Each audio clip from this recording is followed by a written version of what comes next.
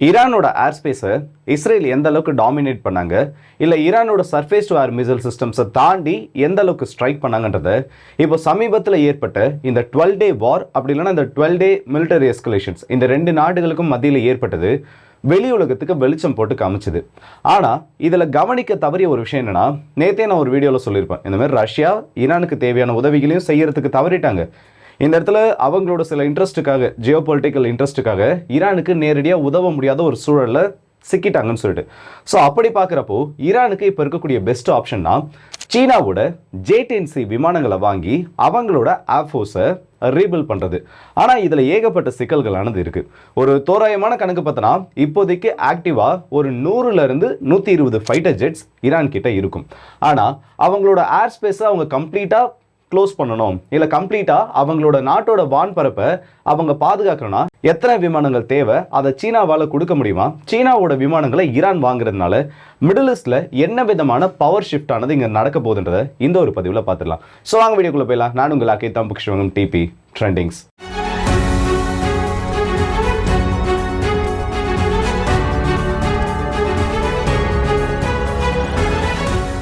Iran மத்திய கிழக்கில் இருக்கிறதுல ஒரு மிக முக்கியமான நாடு. அது மட்டும் இல்லாமல் உலக அளவில் இருக்கக்கூடிய பெரிய நாடுகளில் ஒன்று. இப்படிப்பட்ட ஈரானோட வான்பரப்புன்றது நம்ம நினச்சி பார்க்குறத விட ரொம்பவும் பெரிய ஒன்று.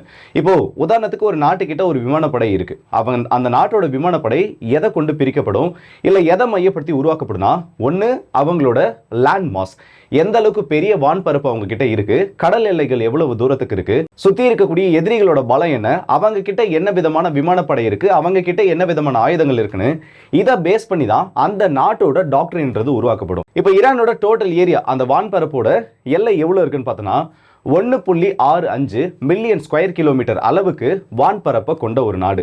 இது உலகத்திலேயே 21வது பெரிய நாடு அந்த வான்பரப்பு ரீதியில் பார்த்தோன்னா அந்த ஒரு பொசிஷன்ல இருக்கு. அது மட்டும் இல்லாமல் ஒரு 2800 கிலோமீட்டருக்கும் அதிகமாக கடல் எல்லையை பகிரக்கூடிய நாடு.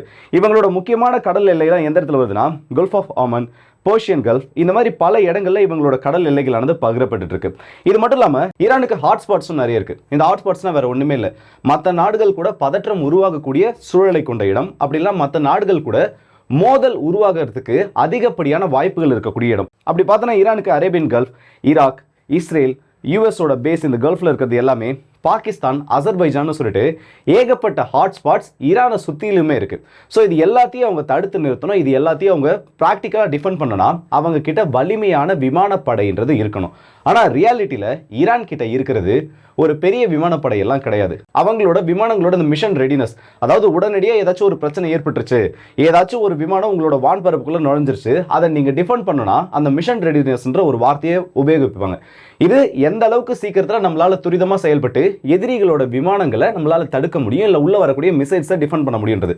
அந்த மிஷன் ரெடினஸ்ன்றது இருக்கிறதுலே ஒன் ஆஃப் த லீஸ்ட் இப்போதைக்கு ஈரான் கிட்ட தான் இருக்கு. ப்ராபபிலிட்டி பார்த்தோன்னா 40லேருந்து 60% தான் இந்த மிஷன் ரெடினஸ்ன்றது.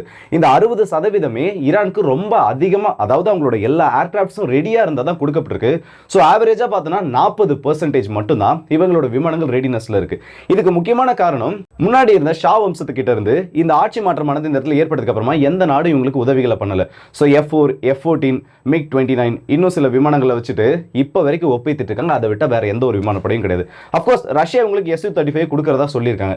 ஆனால் அது எப்போ வரும், இல்லை Su-34 வரதாவும் ஒரு டீல் சைன் பண்ணப்பட்டதா சொல்லப்படுது. அது எப்போ வரும், என்ன லிமிடேஷன்ஸ் இருக்குன்றது எதுவுமே தெரியாது. ஸோ இப்போதைக்கு ஈரானுக்கு பார்த்தோன்னா எவ்வளவு ஃபைட்டர் ஜெட்ஸ் தேவைன்ற ஒரு கணக்கு தெரியணும். அப்போதான் J-10Cனால இது எந்த அளவுக்கு நிரப்ப முடியும்ன்றது தெரியணும். பொதுவாக இந்த ஒரு நாட்டோட வான்பரப்பை, இந்த நாடு மட்டும் இல்லை பெரும்பான்மையான நாடுகளோட வான்பரப்பை CAPன்னு சொல்லக்கூடிய காம்பேட் ஏர் பேட்ரோல் ஜோன்னு ஒன்று பிரிப்பாங்க. இது எப்படின்னா, குறிப்பிட்ட ஒரு சதுர கிலோமீட்டரை முக்கியமான சில ஜோன்ஸாக பிரித்து அதுக்கு கீழே சப்டிவிஷன், அதுக்கு கீழே இருக்கக்கூடிய ஜோன்ஸ்னு சொல்லிட்டு ஒரு 4-5 லேயராக பிரிப்பாங்க. இது ப்ராக்டிக்கலாக எப்படி ஒர்க் ஆகுனா, இந்த CAP இருக்குல்ல, இந்த ஒவ்வொரு ஜோன், அதாவது கடைசி நிலை ஜோனில் 2 டீம் ஆஃப் ஏர்கிராஃப்ட்ஸ்ன்றது இருக்கும்.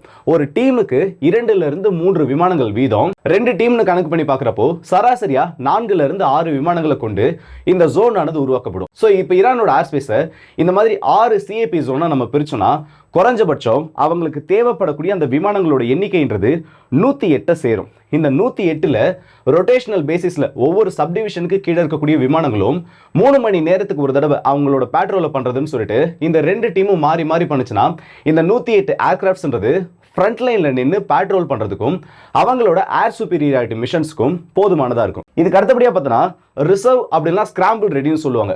ரிசர்வ்ல வைக்கக்கூடிய ஃபைட்டர் ஜெட்ஸ் இப்போ ஃப்ரண்ட் லைன்ல போகக்கூடிய விமானங்களுக்கு ஏதாச்சும் ஒரு பழுது ஏற்பட்டுச்சு, இல்ல வேற ஏதாச்சும் அந்த இடத்துல பிரச்சனை ஏற்பட்டுச்சுன்னா அதுக்கு ரிசர்வ்ல வைக்கக்கூடியது 30ல இருந்து 40 விமானங்கள். ஸ்ட்ரைக் ஏர்கிராஃப்ட் ரஷ்யாவோட Su-34, அமெரிக்காவோட F-15 இந்த வேரியன்ட்ல இல்ல F-18 சூப்பர் ஹார்னட் இந்த மாதிரி ஸ்ட்ரைக் ஏர்கிராஃப்ட்ன்றது குறைஞ்சபட்சம் 50ல இருந்து 70 தேவை. ட்ரைனிங் அண்ட் டிரான்சிஷனுக்கு குறைஞ்சது ஒரு 20ல இருந்து 30 ஏர்கிராஃப்ட் தேவைன்னு சொல்றாங்க. இந்த ட்ரைனிங் இல்லாம யாராலையும் இந்த ஃபைட்டர் ஜெட்ஸ் இந்த இடத்துல ஓட்ட முடியாது.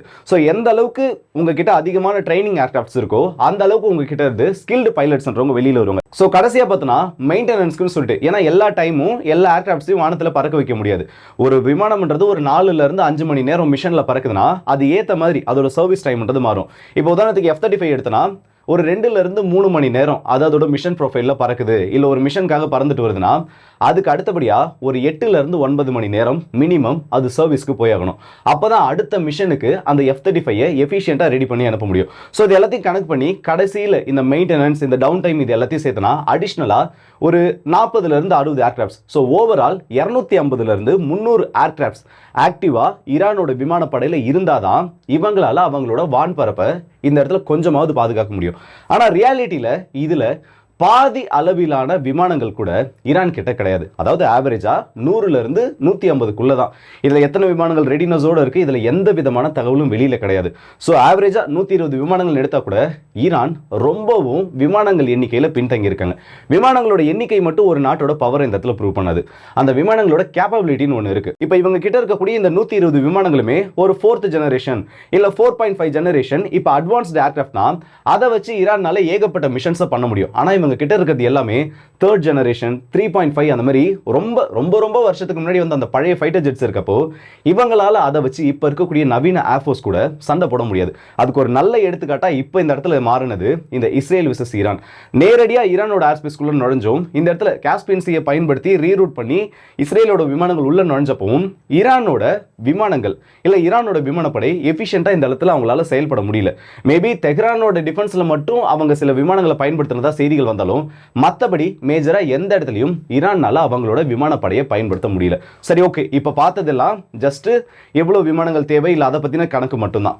இப்போ J-10C ஈரானுக்கு வருதுன்னு வைங்க, எத்தனை விமானங்கள் அவங்களுக்கு தேவைப்படும்? குறைஞ்சபட்சம் ஒரு 100ல இருந்து 110 விமானங்கள் வரைக்கும் தேவைப்படுதுன்னு வைப்போம். இப்போ J-10C பொறுத்த வரைக்கும் 4.5 ஜெனரேஷன் ஃபைட்டர் ஏர்கிராஃப்ட், ரஃபேலுக்கு நிகரா சொல்லப்படக்கூடிய ஒரு விமானம். இந்த இந்தியா பாகிஸ்தான் டென்ஷன்ஸ்லயும் பாகிஸ்தானுக்கு அதிகமா உதவிகள் புரிந்த ஒரு விமானம் சொல்லலாம். இப்போ இந்த விமானம் மட்டும் ஈரானோட ஏர்ஃபோர்ஸ்ல சேர்ந்துச்சுன்னா அது எவ்வளவு பெரிய ஒரு பவர் ஷிஃப்ட் இந்த இடத்துல ஏற்படும். இந்த இடத்துல ஈரானோட ஏர் சுப்பீரியாரிட்டி அது இன்க்ரீஸ் பண்ணும். இப்போ இந்த ஒரு விமானம் மட்டும் அந்த இடத்துல கேம் சேஞ்சரா மாறாது. இது கூட வரக்கூடிய மிசைல் பேக்கேஜஸ் PL-15, இதுக்கு அடுத்ததாக வரக்கூடிய air to air missile beyond visual range PL-17 PL-18 சொல்லிட்டு அந்த மாதிரி ஏகப்பட்ட வேரியன்ட்ஸ் அடுத்தது அப்கமிங் சீரியஸ்ல இருக்கு. ஸோ இது எல்லாம் ஒன்னா சேர்றப்போ அந்த இடத்துல ஈரானுக்கு இது ஒரு சுப்ரீம் ஹேண்டை கொடுக்கும். அப்படின்னா இதுக்கப்புறம் இஸ்ரேல் நாளைக்கு ஒரு ஸ்ட்ரைக் பண்ண போறாங்க, அந்த இடத்துல ஸ்டெல்த் ஏர்கிராஃப்டை இவங்களால கண்டுபிடிச்சு சுட்டு வீழ்த்த முடியுமான்னு கேட்டீங்கன்னா இது போராட்டம் நடக்கிறப்பவே ஸ்டெல்த் விசஸ் நான் ஸ்டெல்த் தான் நடக்கும். ஆனா ஈரானு கிட்ட இந்த அளவுக்கு ஒரு ஏர்ஃபோர்ஸ் இருக்கு, ஈரான் கிட்ட இந்த அளவுக்கு அட்வான்ஸ்டான ஏர்கிராஃப்ட் இருக்குன்ற ஒரு செய்தி வெளியில வந்தாலே இஸ்ரேலோட பிளானிங்ன்றது மாறும். ஸோ எதிரியை முதல்ல தடுமாற வைக்கிறது தான் ஒரு நாட்டோட ஒரு முக்கியமான வெற்றியா இருக்கும். இப்போ எந்த ஒரு ஏர்ஃபோர்ஸும் உள்ள கிடையாது அப்படின்றப்போ ரொம்ப ஈஸியா நுழைஞ்சு அடிக்கிற இஸ்ரேல்னால நாளைக்கு இந்த இடத்துல விமானங்கள் ஓரளவுக்கு விமானங்கள் இருக்கு, எண்ணிக்கையிலும் இருக்கு, அட்வான்ஸ்டாகவும் இருக்குன்னா அவங்களோட பிளானிங்ன்றதை மாற்றுவாங்க. அப்படி பிளானிங்ன்றது மாறுறப்போ அந்த இடத்துல தவறுகள் நடக்கிறதுக்கு அதிக வாய்ப்பு. அதை ப்ராப்பராக ஈரான் யூஸ் பண்ணாங்கன்னா அந்த இடத்துல அவங்களோட வான்பரப்பை டிஃபெண்ட் பண்ணுறது மட்டும் இல்லாமல் சில ஃபைட்டர் ஜெட்ஸை சுட்டு வீழ்த்துறதுக்கான சான்சஸும் இருக்குது. ஸோ ஓகே ப்ரோ, அப்போ எத்தனை விமானங்களை சீனா இந்த இடத்துல கொடுப்பாங்க? உடனடியாக கொடுத்துருவாங்களா? ஏன்னா ரஷ்யா கொடுக்க போகிறதுல தெரிஞ்சிருச்சு. அவங்க ஆல்ரெடி ஆர்டர் பண்ண விமானங்களே எப்போ வரும்ன்றது தெரியல. உக்ரைன் போரில் பிஸியாக இருந்துட்டு இருக்காங்க. அது மட்டும் இல்லாமல் ட்ரம்ப் அட்மினிஸ்ட்ரேஷன் இருக்க வரைக்கும் பெருசாக எந்த ஒரு உதவியும் வர மாதிரி தெரியல. சீனா எவ்வளோ விமானங்களை கொடுப்பாங்க? அப்படி கொடுத்துட்டா ஈரானுக்கு அது ஒரு பெரிய பூஸ்டாக மட்டும் மாறிடுமா? இந்த இடத்துல மற்ற நாடுகளுக்கு எதுவும் பிரச்சனை வராதான்னு கேட்டிங்கன்னா ஈரானை சுற்றி இருக்கக்கூடிய அத்தனை நாடுகளும் இதை விட அட்வான்ஸ்டு ஃபைட்டர் ஜெட்டை வச்சிருக்காங்க.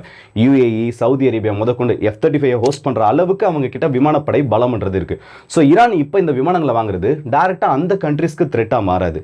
இவங்களோட டிஃபென்ஸ் இதுக்கு அடுத்தபடியா அக்ரஸர் ரோல்ல யார் வராங்களோ அவங்கள டிஃபெண்ட் பண்றதுக்கு மட்டும்தான் இந்த இடத்துல பாசிபிள் ஆனது இருக்கு. ஏன்னா இஸ்ரேல் பண்ற மாதிரி ஒரு அஃபென்சிவ் ஆபரேஷனை மற்ற நாடுகள் மேல ஈரான்னால பண்ண முடியாது. ஏன்னா ஆல்ரெடி நிறைய பொருளாதார தடைகளை சிக்கி நெளிஞ்சு போயிருக்க ஈரான் இந்த டைம்ல மற்ற நாடுகள் மேல அஃபென்சிவ் ஆபரேஷனுக்கு ஈடுபட மாட்டாங்க. நியூக்ளியர் வெப்பன்ஸ் வந்தா மட்டும்தான் அடுத்த அஃபென்சிவ்ன்றதை ஈரான் யோசிப்பாங்க. அது வரைக்கும் கம்ப்ளீட்டா டிஃபென்ஸ் மோட்ல மட்டும்தான் இருப்பாங்க. தேவைப்பட்ட ரிட்டாலியேஷன் பண்றதுக்கு ரெடியா இருப்பாங்க. அப்படி பாக்குறப்போ இதனால மேஜரா எந்த ஒரு பவர் ஷிஃப்ட்டையும் மிடில் ஈஸ்ட்ல ஏர்ஃபோர்ஸ் ரீதியா ஏற்படுத்த முடியாது. பதிலுக்கு அவங்களுக்கான அந்த டிஃபென்ஸ் போஸ்டரை இன்க்ரீஸ் பண்ணும். ஆனா இதுலயும் சீனாவுக்கு ஒரு சிக்கல் இருக்கு. இப்போ இதை பத்தின பேச்சுவார்த்தைகள் தான் வெளியில வந்திருக்கு. இவங்க நாளைக்கு இதே J-10C விமானங்களை ஈரானுக்கு கொடுத்தாங்கன்னா பாகிஸ்தானுக்கு ஈரானுக்குமே டென்ஷன் இருக்கு. அடிக்கடி வந்து பார்டர்ல வந்து இவங்க அவங்கள சுடுறது, அவங்க இவங்கள சுடுறது, ஈரானோட மிசைல்ஸ் போட்டு பாகிஸ்தானோட பேசஸ் அடிக்கிறது, பாகிஸ்தானோட விமானப்படை விமானங்கள் ஈரானுக்குள்ள நுழைஞ்சு அடிக்கிறதுன்னு சொல்லிட்டு அவங்களுக்குள்ளேயுமே டென்ஷன்ஸ் இருக்கு. ஸோ சீனா இந்த இடத்துல எப்படியாச்சும் ஈரானுக்கு ஆயுதத்தை கொடுக்குற அதே வேளையில பாகிஸ்தானை கொஞ்சம் கூல் பண்ண பார்ப்பாங்க. ஏன்னா இந்த இடத்துல சீனாவோட ஆயுதங்கள் ஒவ்வொரு மார்க்கெட்டா ரீச் ஆக அவங்களோட கஸ்டமர் ரேஷியோன்றது இன்னும் இன்க்ரீஸ் ஆகிட்டே இருக்கு. மியான்மரில் ஆரம்பிச்சது பாகிஸ்தான், ஈரான், பங்களாதேஷ் இந்த மாதிரி ஒவ்வொரு நாடாக ஸ்ப்ரெட் ஆகிறப்போ அவங்களோட ஆயுத மார்க்கெட்ன்றது விரிவடையும். ஸோ ரொம்ப காஷியஸாக இதை அப்ரோச் பண்ணுவாங்க. இது ஒரு விதத்தில் எல்லா நாடுகளுக்குமே ஒரு வார்னிங் தான்.